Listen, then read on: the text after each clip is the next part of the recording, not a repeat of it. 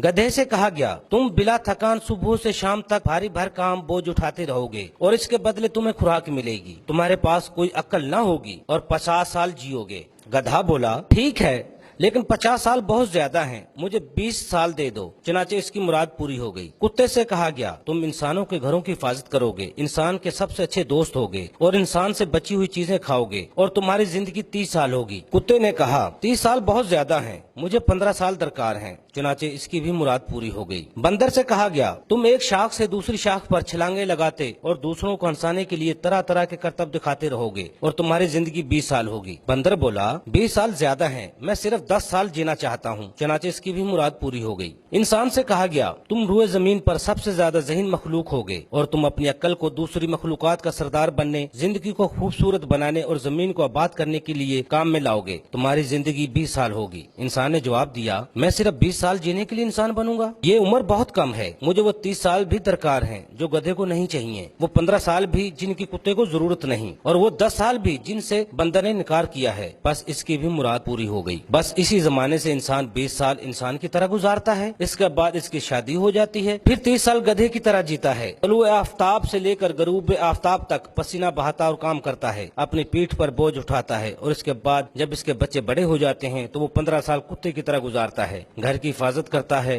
दरवाजे, खिड़कियां और बिजली के बल्ब वगैरह बंद करता रहता है और बच्चों का बचा हुआ खाना भी खाता रहता है। इसके बाद जब वो बूढ़ा और रिटायर हो जाता है तो 10 साल बंदर की तरह गुजारता है, एक घर से दूसरे घर और एक बेटे के पास से दूसरे बेटे और एक बेटी के पास से दूसरे बेटे के यहाँ जाता रहता है और अपने पोते पोतियों को हंसाने के लिए अजीब व गरीब करतब दिखाता और कहानियां सुनाता रहता है। Afzal Ayubi, DMH news, Lahore.